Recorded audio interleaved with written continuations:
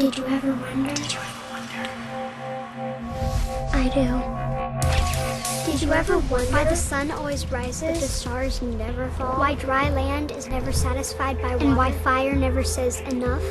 Oh, the wonder of the red porridge, or Edom, or the book of Obadiah. You can figure it into all three very easily, and we're going to wonder about all that this morning, as God clearly put me on the idea of Obadiah here about 2 weeks ago. And honestly, if you wonder why I haven't been producing my daily podcast, it's part of the reason I was at the NRB.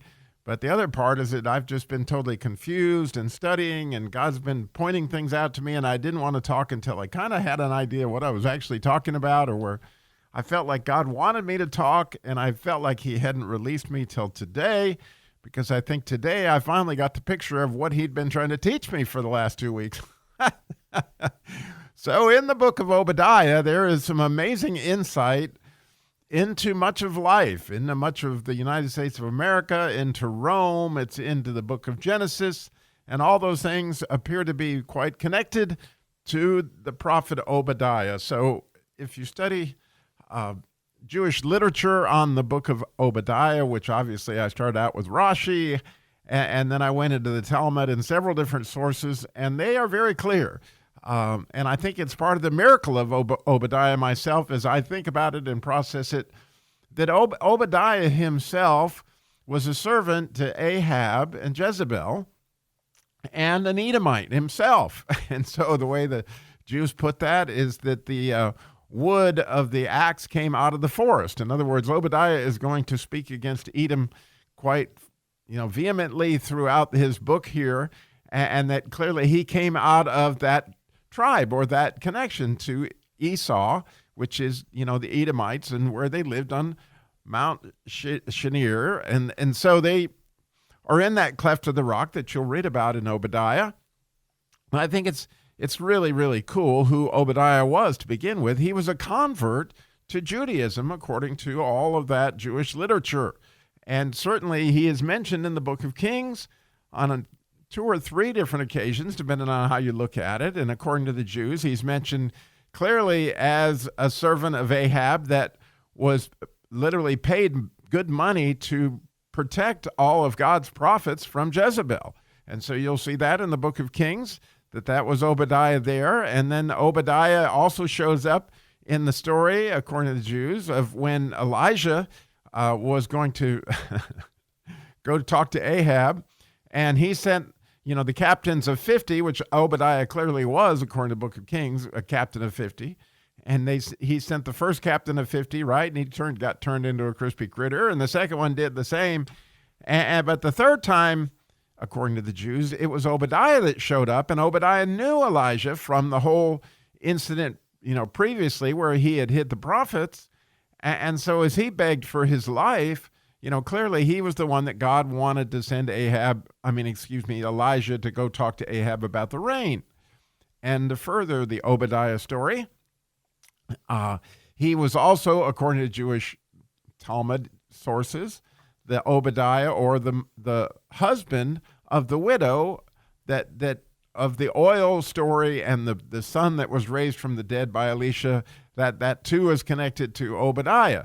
And so all that to tell us, what it tells me, is even though Obadiah came from a fairly infamous group of people, since his name means a servant of God, he clearly converted, and he feared the Lord, which was the secret to much of what he was able to talk about in his prophecy. But his prophecy is very much, and the more I have studied, the more I see this, it is so clearly for Robbie Dillmore, and I bet it's for you too, okay? Because I'm afraid that all of us, like Edom, have sold our birthright for a bowl of red pottage, as the case may be. Because the idea of Edom, it is the word Adam in Hebrew. So when you see, and interestingly at the NRB, I interviewed people from the Mogen David Adam. And that Mogen David David, it means it's the shield of David that's red. That's their red cross. Well, the idea of red is very much connected to the word Adam, because the ground was red. And Adam was made from the ground. And interestingly, what was the curse that Adam got? Was that he was going to work by the sweat of his brow and work. And when you think about what the older brother did throughout, all the stories of the older brother, and clearly in the story of the prodigal son, the older brother was all about working for acceptance, right? And so the unfortunate story from Cain, the older brother in that case, on into Jacob and all these older brothers. And since I'm one, I get it. We have this idea that we need to work for acceptance. In other words, we're going to sell our birthright for the red soup. The red soup being literally working for our acceptance. In other words, that somehow you are going to earn what it is that you're looking for from God or from your father or from wherever that may be. And unfortunately, even to the vision that God gave me last night, I had another dream, another bad dream. And I often have nightmares about being in the car business and having to sell cars and having to prove myself.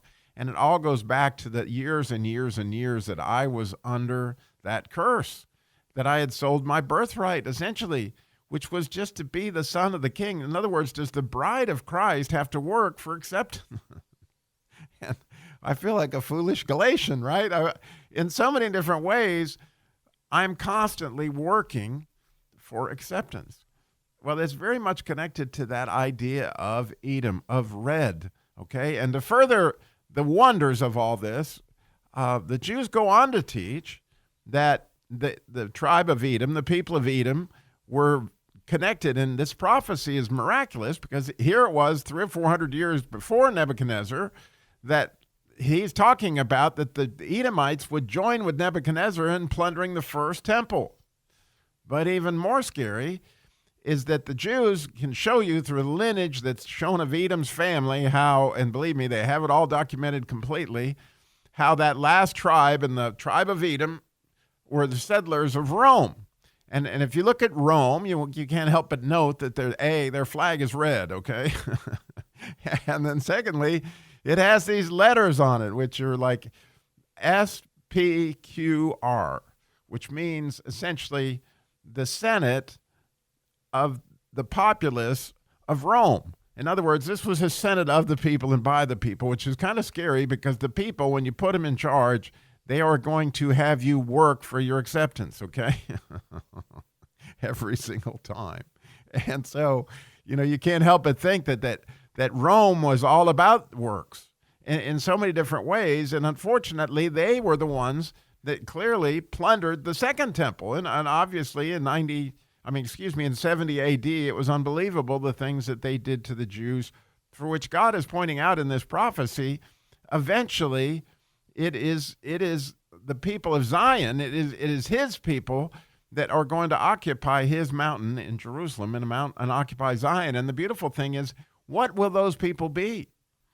Those are the people that live by faith in God, not in what they do, right? The righteous will live by faith. We've talked about that. And so it's a really remarkable thing, and you can't help but see how America is connected to this, because the eagle that's talked about in this prophecy that you'll see down, I think it's in the 7th or 8th verse, might be further down than that. They talk about the eagle. Well, you can't help but see the eagle on the Roman flag, believe me, if you take a look at it. And it was certainly a standard of Edom. And now here it is, a standard of the United States of America. Not that the eagle itself is evil in any way, shape, or form. You're going to see it throughout prophecy. But interestingly, it was a symbol to Rome, and it certainly is a symbol of the United States of America. And a lot of the principles that Rome was founded under are still the principles that we find today. And we're going to find this throughout prophecy. So I really don't claim to have a great understanding of any kind of what all that necessarily means. What I do have an understanding, what God pointed out to me clearly, is that the curse that was put on Adam, which was red, okay, was that he was going to, right, his work was going to be all confounded, and that he was going to grow up briars and thorns. And I don't know about you, but if you try to work for acceptance, it is a very painful experience, right? But through the blood of Christ, we realize that we are the kings, we are the princes. In other words, we're the bride of Christ, And the bride does not have to work for acceptance. The bride has grace and has grace for other people as because of who she is. And so, like the younger brother in the book of the prodigal son, right? We've had a chance to taste what it's like to in the depravity of our souls, especially if we've been trying to work for our acceptance, especially if you're the older brother like I am. And I watched my little brother. In fact, I talked to him this morning, and he has always been more about family than he was about work.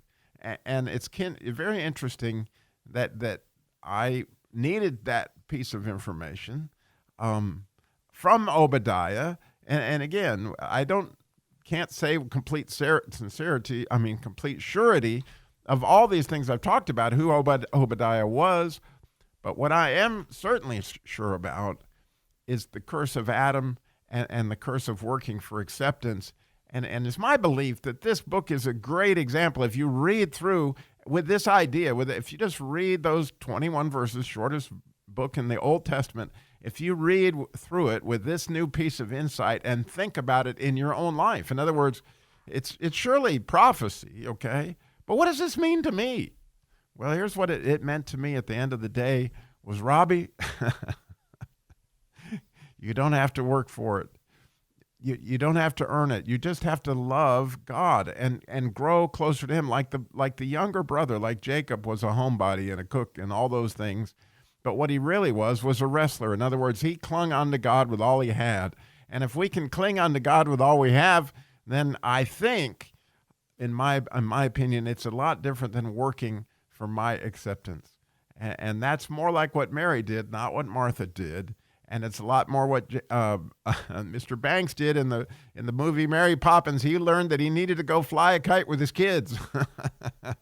So with that, I hope we all today will think about going and flying a kite. Thanks for listening. Did you ever wonder? I do.